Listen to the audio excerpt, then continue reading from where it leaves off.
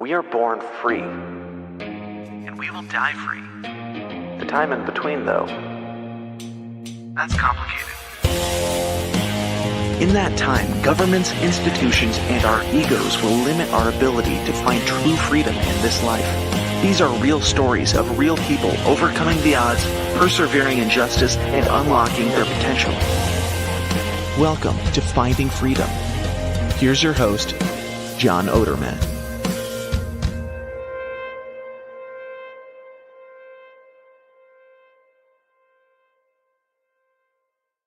Hey, what's up, everybody? Welcome back to another episode of Finding Freedom here on the Lions of Liberty Network, and have a great guest lined up for you all today. Can't wait for you to hear from him. But before we do that, I just want to remind you guys about Fox & Sons coffee. I'm still drinking that Den Blend Dark Roast.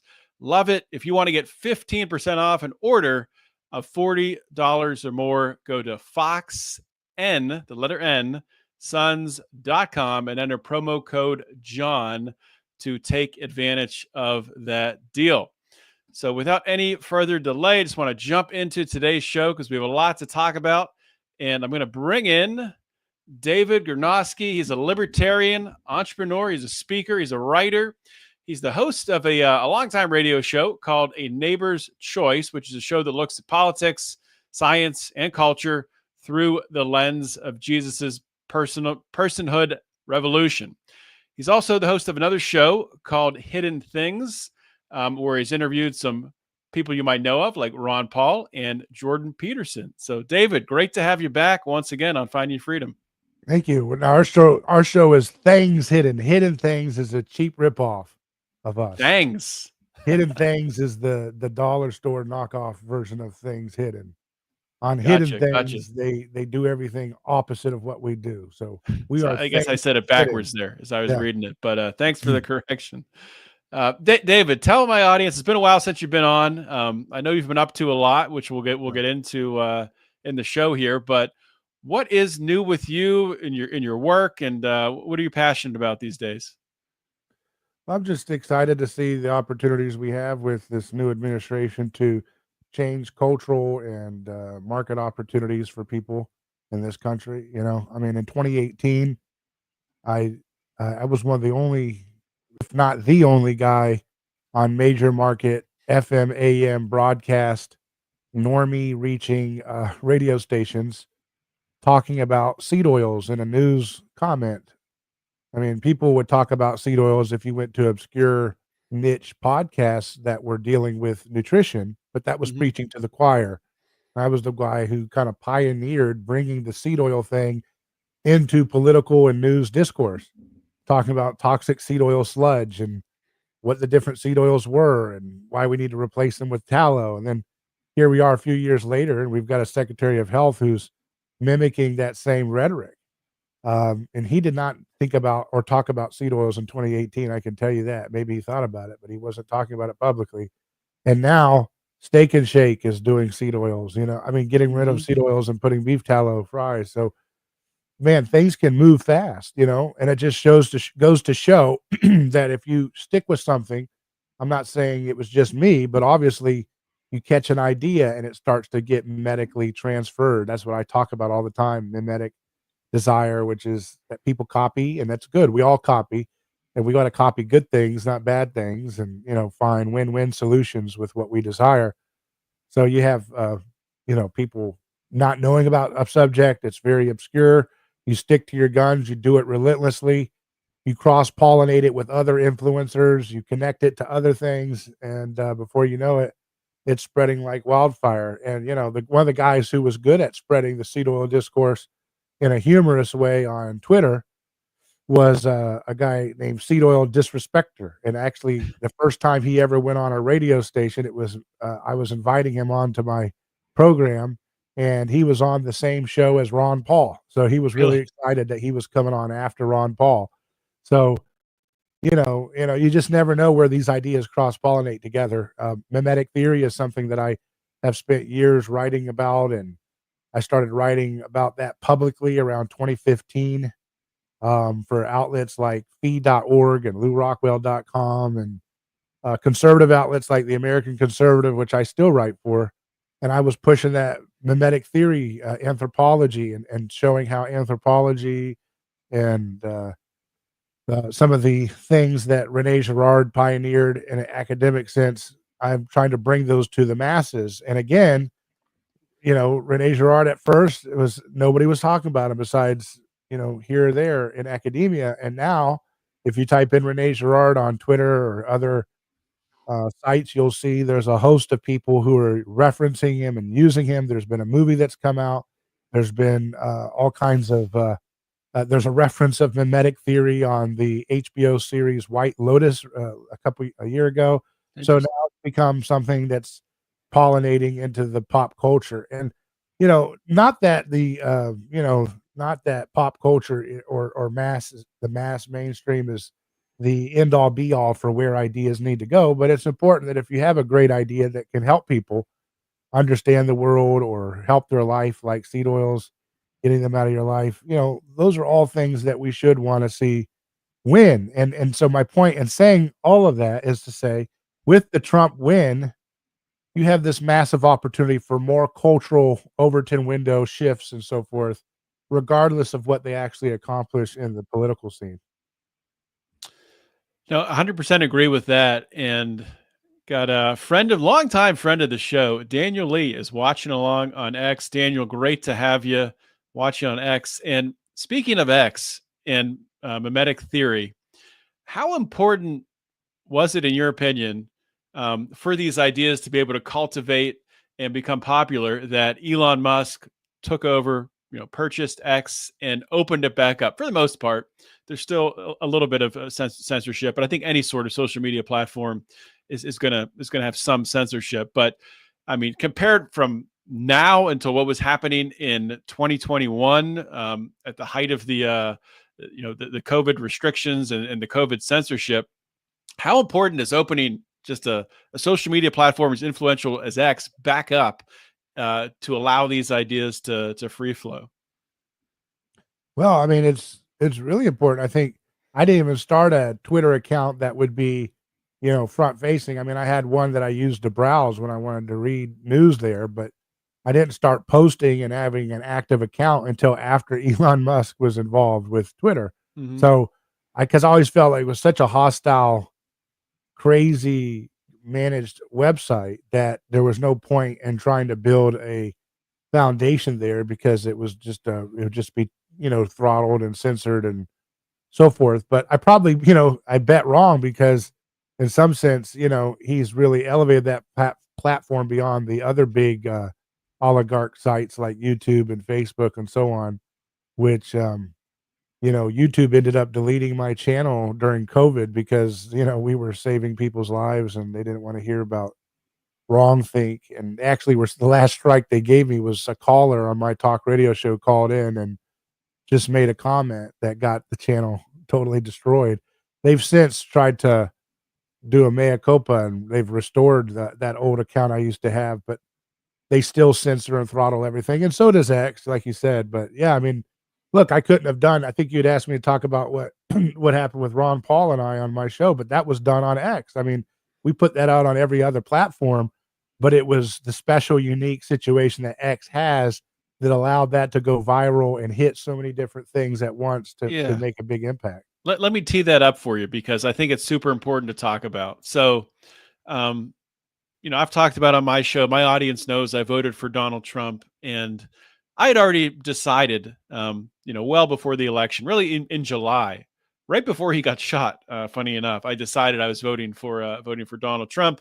Came from the Libertarian Party, libertarian side of things. I'd never voted for.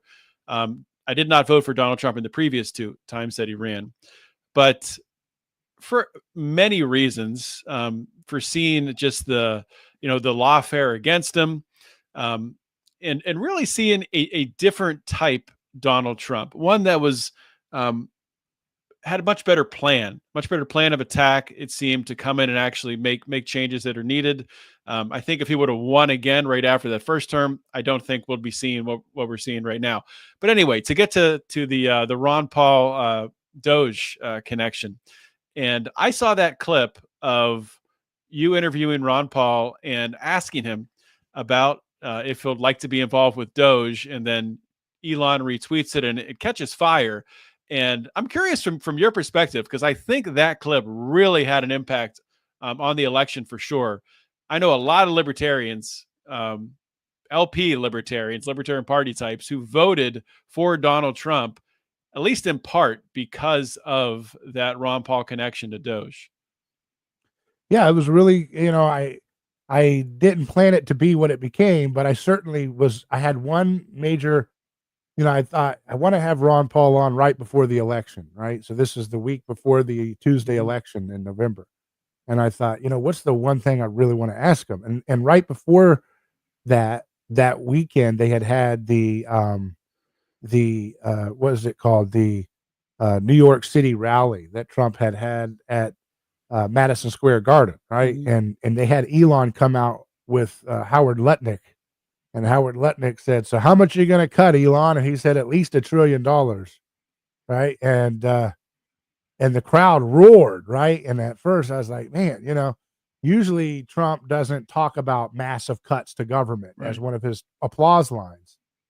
And it was cool to see, because a lot of the conservative new right people who came up into DC circles or from DC circles the first time Trump won, they kept trying to say this was discrediting the libertarian aspect of the conservative coalition. But I think that crowd roaring for massive cuts proved otherwise, that there was this deep hunger still to thread the needle between Trump's populism and massive downsizing of government, right?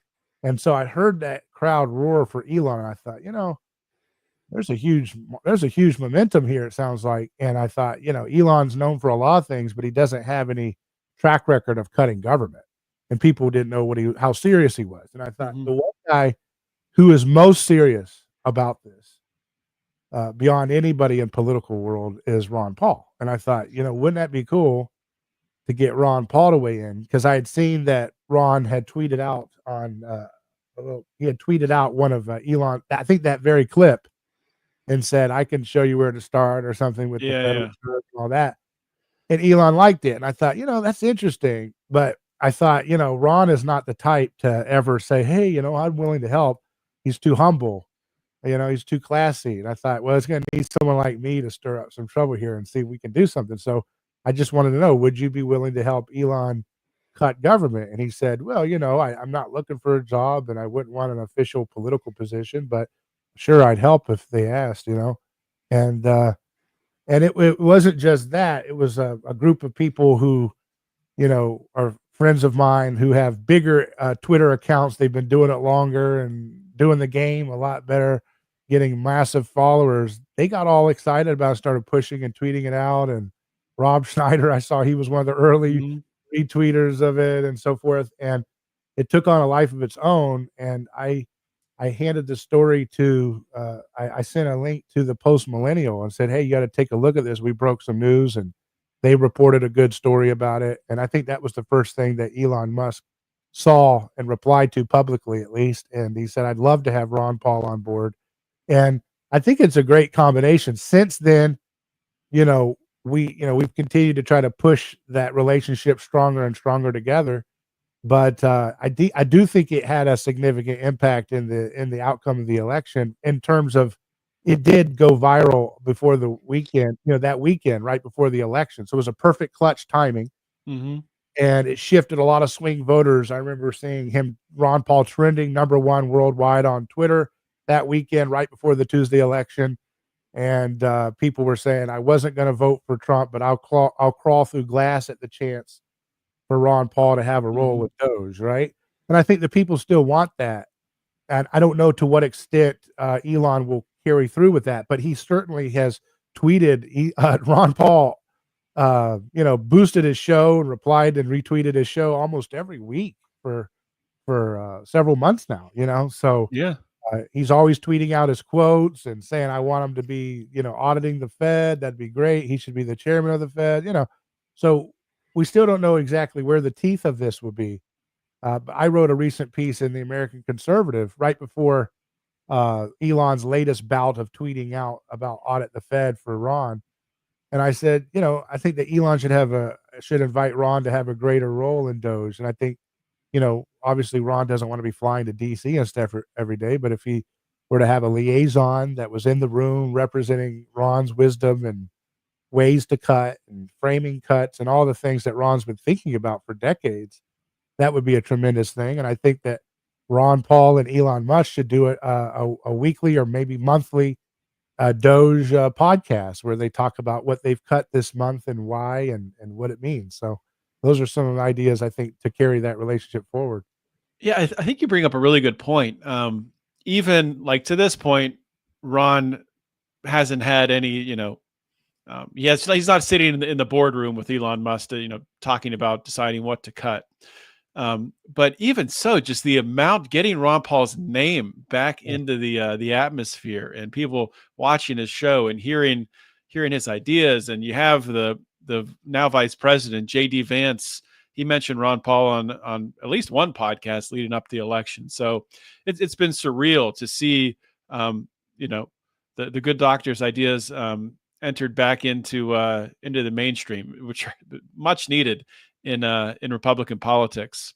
And it's poetic timing too, it's Ron's been at this fight for a long time, and right when the Republic looks at its most teetering edge, his ideas and his vision comes right back into the zeitgeist, published by the richest man in the world and the biggest platformer in the world, arguably in media, X, regularly featuring Ron for millions and millions. I mean, you look at his show now, and a lot of his shows are getting millions and millions of views. Wow. On the largest platform in the world. And I've seen an uptick in a lot of like Fox News. Fox News was always hard to get Ron. They were very hard to ever want to put Ron Paul on, but there was a few hosts, back in the day that would have him on a lot, like Neil Cavuto. Yeah, I was going to say Napolitano and things like people like that. But I saw him recently on Fox News. So Dr. Paul's been making the rounds on a lot of, I think he'll be doing some more. I think you'll see more and more interest as people recognize, wow, his ideas really are driving. The best of Trump's platform are literally, things that Ron Paul pioneered. No tax on tips. That was Ron Paul's 2012 campaign, platform. And so is, no tax on Social Security benefits. No tax on, he abolished the income tax. That's what Ron Paul used to run on. He used to say, abolish the income tax and replace it with, massive cuts to government and tariffs and excise fees and things like that, that constitutionally would fund the government. And now Trump's directionally going there. So, bring the troops home, get out of NATO.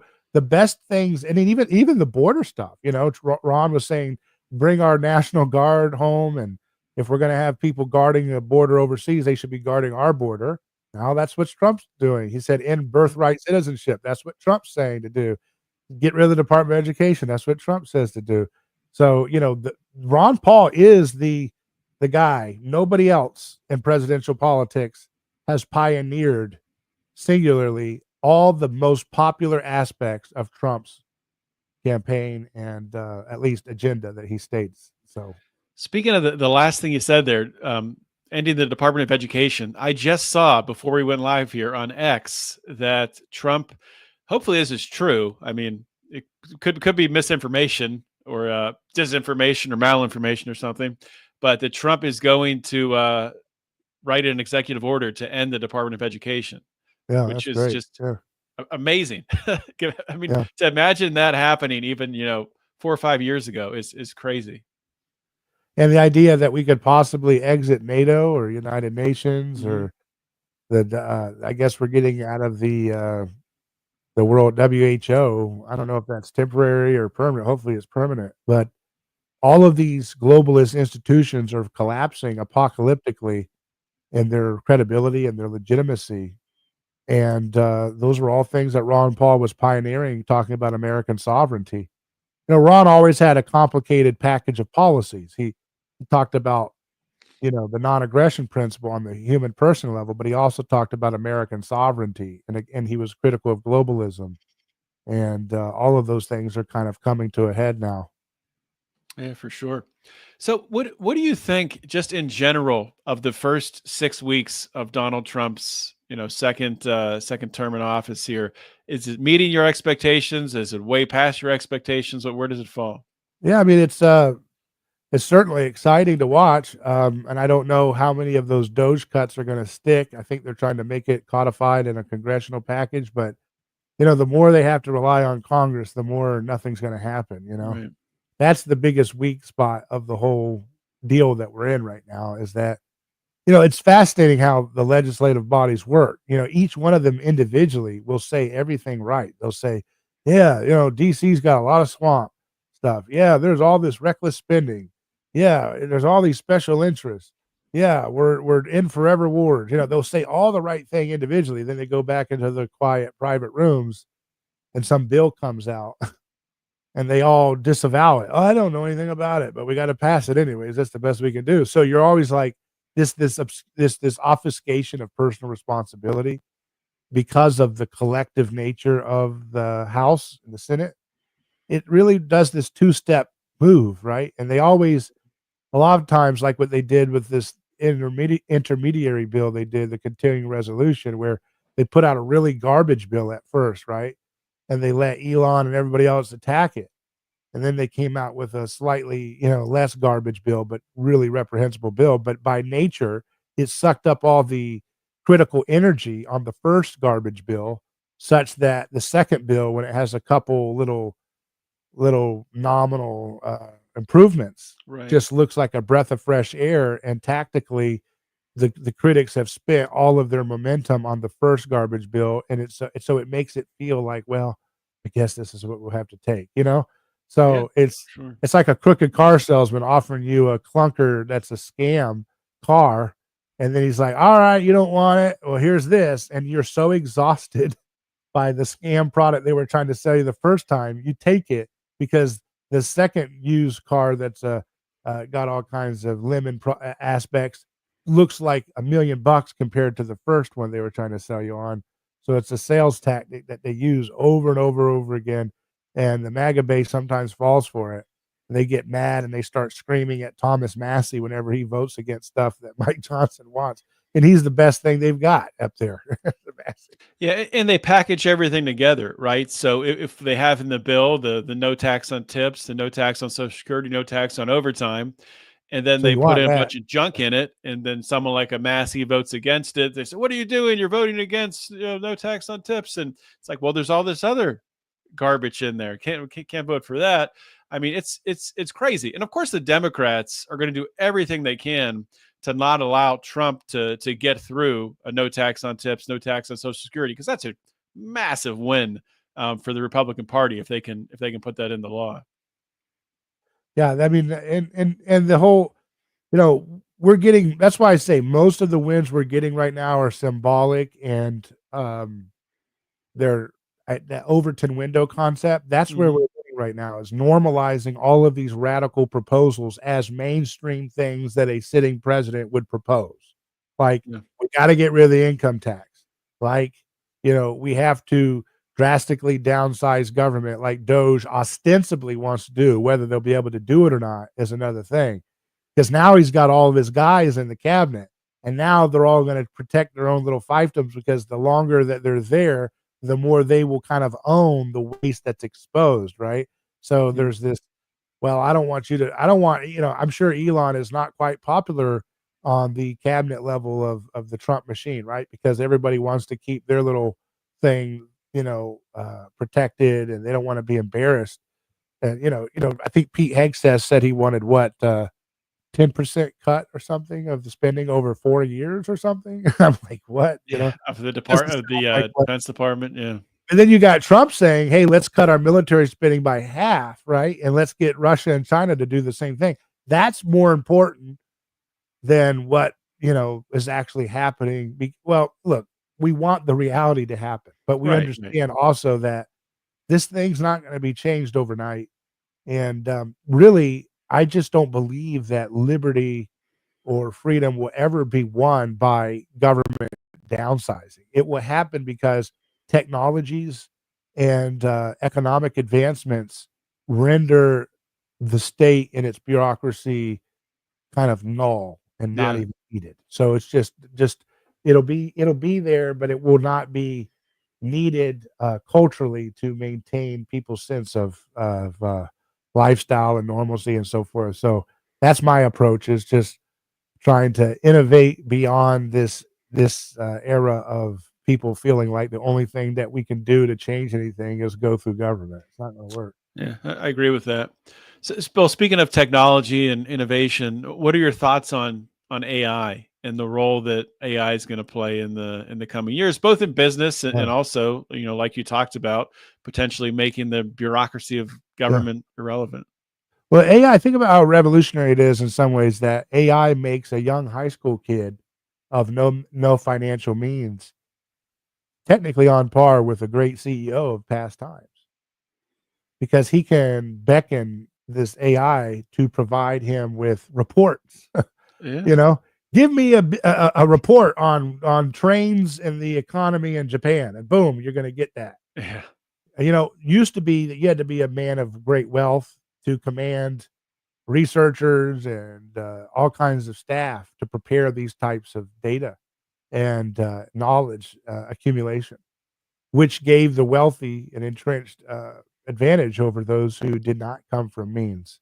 But now, every young kid is like a CEO with a full staff available to him if he knows how to use the AI right, which is going to open up an explosion of new business opportunities for creative people who never got a chance because they didn't have this tool. So in some sense, it's like having a revolution of like transportation, whereas maybe before had to go by horseback to get across the country. Now you can get in a car or a plane. That's the level of transformation this is going to provide yeah, for people who are industrious entrepreneurs. But of course, like everything, they can be used in a way that retards human beings, because the more you outsource your thinking and your writing and everything to AI, you can lose what you used to have as your own. Have you noticed, for example, that when you become the more you use like smartphones to take photos, the more it feels like your memory becomes outsourced to the machine. You don't recall and events quite as well. Maybe it's It- just me. yeah. No, it's interesting thing as you bring that up, because like Facebook memories as they pop up, it kind of it's like a whole different avenue of accessing memory, right? Because it Yeah, does jog it, then you remember it, but never in history did we have some sort of mechanism like that in social media that jogs your memory of something that happened 5, 10, 15 years ago. So it yeah. is kind of wild. And there's that thing, if you don't use it, you lose it. So if you Hmm. use a crutch all the time, you lose leg mobility. If you use AI to power your day too much, you might lose your ability to think critically and creatively. So everything has to be used with discernment. I think children should be protected from, some of the ways in which AI could be utilized for negative purposes, like social media and some video games and so forth are currently used. But yeah, I mean, I think AI, whatever concerns people have about the digital entrapment that people feel that the government could be using, can be overcome when we recover, in my opinion, innovations in the physical world. If we can get energy too cheap to meter that's decentralized, like the prepper's dream, where you could power your house Hmm. very easily and very affordably with abundant, clean, cheap energy that doesn't require the grid or doesn't require a middleman or a choke point from central states and authorities. That's Regulators will do everything to prevent that from happening. what's that? Regulators will do everything to prevent that from happening. But once it's so out there, whatever Hmm. it is, it'll be hard to overcome it, right? Because Yeah. they've kind of boxed themselves up into a corner, because they've convinced half the country that the planet's gonna die if we don't get into clean energy. And so whoever brings in the Nikola Tesla level genius invention for clean, abundant, decentralized energy off the grid, a lot of the left will say, "Man, that's exactly what we need to stop the planet from dying." And then the right will say, "Yeah, that's what I need to have my sovereignty." You got a consensus on that. You know what I mean? If if Yeah. if It's you good. can get the word out, and with enough with enough alternative media voices like your show and, every show that Joe Rogan and all these people talking or covering or featuring this technology, we could outpace the regulators and the censors. And then when we have energy too cheap to meter, we won't have to rely on going to war for Middle East oil markets, or, you know, we won't have to rely on fighting over natural gas rights and all these things. We could really transform things dramatically. Yeah, that's a great point. I did want to put this up on the screen. So Daniel Lee, I think, brings up a great point with AI as well. So he says he has a TBI, traumatic brain injury, and PTSD, memory loss with it, and AI has been a game changer for me. So I've heard that from other people as well, and it's something that really, it's not intuitive, at least for me, to think that way about it. But it does, like you talked about before with the kid fresh out of high school and the CEO, it can really level the playing field. For people who either from a socioeconomic or from a Yeah. traumatic brain injury perspective, can get in line with others who traditionally would be Yeah. above them on the ladder. I saw one person used AI to make a board game as a homeschool project with Oh, really cool. creative cartoon characters representing different organs in the body, teaching health and what Mm. healthy foods go. It was very creative, and it was designed very quickly with it looked like something that a big multi-million billion dollar company created, and you printed it out and you played it on a board and it worked just fine with logic and game rules. And I mean, that's amazing if you think about Yeah, it. Just incredible that you could just, come up with a board game about finding freedom, a trivia of all your guests, and literally do it right now that for is wild. nothing. That's amazing, right? I mean, to think about what you can do with all of that creative opportunities. And of course, one day we'll probably watch custom movies, right? Where you can just like input your favorite movie, like if you had a character, Charlie Chaplin meets Chris Farley, and they go on an adventure through the jungles of Madagascar. You could just make up a story, and it'll probably AI generate an entire movie that you can custom watch. I bet that's going to be around the corner before you know it, right? So Yeah, it'll make actors irrelevant, so that's yeah, probably a good thing. But speaking of previous episodes, talking about looking back on finding freedom using AI to write a book or whatever. You and I have a commonality, and some guests we've interviewed. I know we've both had a focus on criminal justice in the past, and I know you've had Amy Pova on your yeah, show from the Can Do Foundation, all the great work that she's done. And I want to get your perspective on the current state of criminal justice reform. yeah, First off, Ross Ulbricht being pardoned.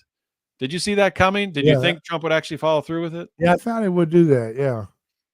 I think he would have, I think it was funny when Trump was like, "So what do you libertarians want for me to, give me what you Yeah. want?" And they said, "Ross Ulbricht." And I thought he probably thought in his mind, "That's it?" I thought you wanted like a policy that would be done or something, And I'm not saying that obviously it's a huge thing. I'm just thinking from Trump's mindset, he probably said, "Wait, that's not, you should do that plus something big." I was expecting like a proposal, like abolish the income tax before you leave the office or something, but no, I think it was a great victory for people who are sick and tired of this uncaring, unthinking, un you know,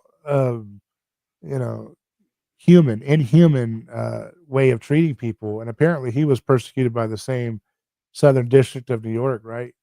Yeah. Group that seemed to go after Trump for everything and seemed to handle the Epstein stuff. So they're like the dirty nexus of the worst of DOJ abuses. Apparently, it seems to be the way it works. So I think that uh, I hope that there's more criminal justice reform. And it's not really popular right now. People got so, that there was so much, the liberals did so many things with those George Soros district attorneys to turn a blind Mhm. eye to real crime, that it psyoped the growing conservative uh, demand, That's a good and point. even moderates and liberals. It killed the demand for radical criminal justice reform because they kept seeing all these videos and living in real life, watching their cities turn into hard turns towards more crime and violent crime, and it just took the energy out of the sails for the nonviolent crime reform to be done. And I think another thing that's hurt the criminal justice reform movement from the political standpoint is the legalization of marijuana with great taxes and so forth and controls, because it's allowed the worst of both worlds to happen where people are, you go to some of these cities and it's just everywhere you drive. I mean, I remember this just a few years ago. I know it's probably even worse now, but you drive around LA or you drive around Denver and stuff, and it just smells Oh yeah. of marijuana the entire highway. You just got out of the airport. It just smells like it everywhere, and it has a vibe to it of just checking out and numbing out culturally and stupefying yourself. And I think that people have looked at how the black markets have still thrived to some degree because, again, there's always a demand for things that are not taxed, the cheaper market, right? So that spillage over allows the black market to continue to some extent and allows the worst of pot culture to become apparent to people. And I think it took a lot of the energy out of the sales of radical drug reform. Having said that, I think Trump has indicated that he wants to get rid of the federal persecution of marijuana, right? Didn't he say something like that on the I campaign? think so, and he has teased a second step act as well. So I think there will be some more to come in the second term for sure. And he appointed I forget the title exactly, but he appointed Alice Johnson as was it a pardon czar or a clemency czar, something like Yeah. that. I'm not sure what that role Was that for entails. this term he did that? Yeah, Wow. he just did it like a week ago. Yeah. Yeah.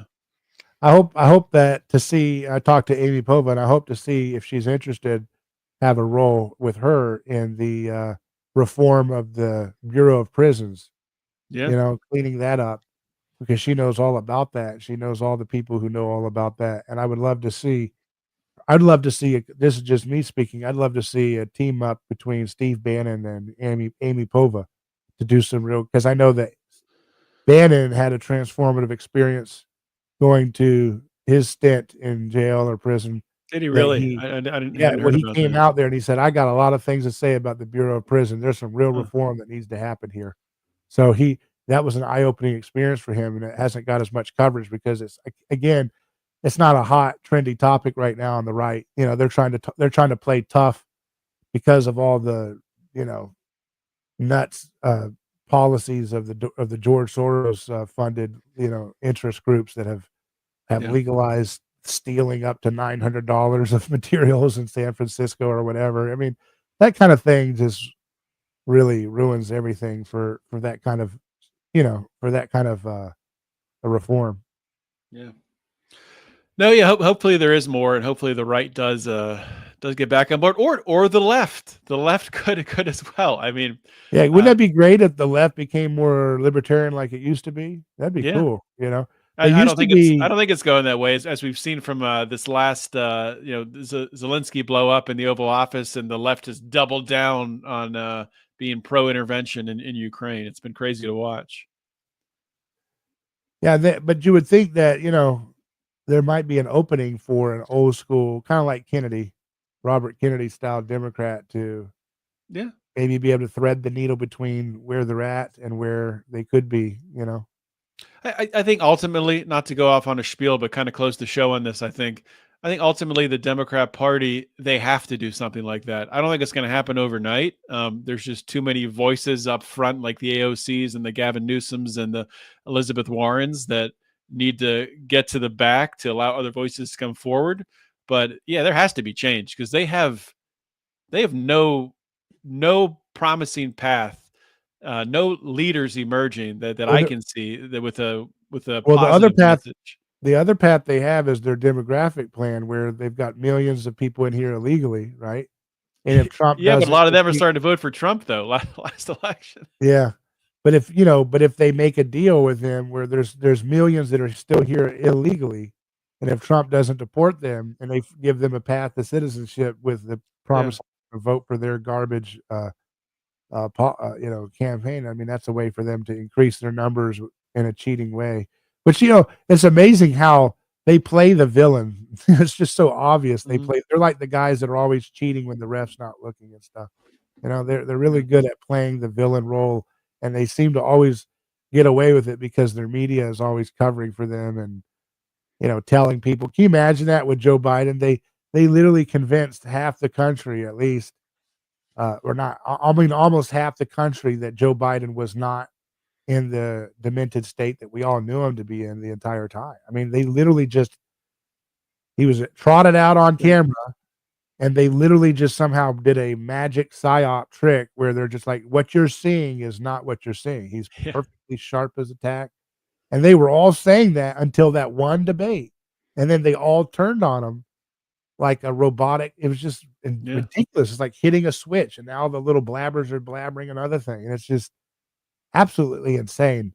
It'll be interesting to see what Barack Obama's role is, if he can find his footing and if he will be repurposed as a useful sock puppet again for the oligarchs, or will he be put out to pasture as a brand that is well past its due date? I don't know. He's just a mouthpiece. I mean, Yeah, I think that became very clear when he just started, when he was campaigning for Biden and just spewing the same cultural woke, ideology that it's just nonsense. He's just a yeah. mouthpiece. He's a good speaker, has a good cadence, the way that he talks, but he doesn't have any ideas himself. I think that what Trump has done by overcoming all of the criminal indictments and exposing them as ridiculous shams is it will do a lot of cultural it'll have a cultural effect of really defanging the Mhm. state's abusive prison industrial complex, because it's like if you can run the president or former president through that machine and he breaks it and shows how ridiculous and Yeah. petty and political it is, how much more so does that culturally reverberate to everybody else going forward? You know what I mean? You Yeah. can't unsee the sausage making. Everybody, because the whole point of the prison system is like it's put up into this rarefied, super serious, this is just the law. It's just the mechanical application of the law. There is no personal petty political agenda behind the laws. But Trump's exposed that Yeah. by their own attempt to entrap him in that stuff, and that will have cultural symbolic effects on the country's, credibility towards the whole system. It'll ruin it. Watch. You'll see. It'll take some time, but you're gonna see that the aura of prison is going to continually be disintegrated, just like the aura of the media being this rarefied institutional thing will continue to be soured by what Hmm. they've experienced. It'll be interesting to watch for sure. Well, David, we've run over on time, but I really appreciate you being gracious and Yeah. speaking with my audience today. It's been a great conversation. Thank Before you. I let you go, if you could just share where people can find Yeah. your content, your shows, all that good stuff. Yeah, our show, you can look for my name, David Gornoski, as it's spelled on screen. You'll see it there. And that's my podcast feed, wherever podcasts are at. And we'd love to have you join us and subscribe there today. You can follow me on X at David Gornoski, or go to my website, aneighborschoice.com. That's aneighborschoice.com. So thanks again for having me, John. It's always great to talk to you. Yeah, great to have you, David. Have a great day. Thank you, too. All right, everyone, that is a wrap for today's show with David Gornoski. Hopefully you enjoyed it as much as I enjoyed having that conversation today. And just two things. If you like this show, if you like what we're doing here on Lions of Liberty with my show, Finding Freedom, and Brian Show's Mean Age Daydream, please become a supporter. Support us on either Patreon or on Locals. And if you have listened to more than 2 episodes of our show and you haven't subscribed yet, go ahead and subscribe. Helps the algorithm, helps it to find more people. So we really appreciate if you would go ahead and do that. And with that being said, I will see you all next week with another awesome show. In the meantime, always remember to keep your head up and the fires of liberty burning.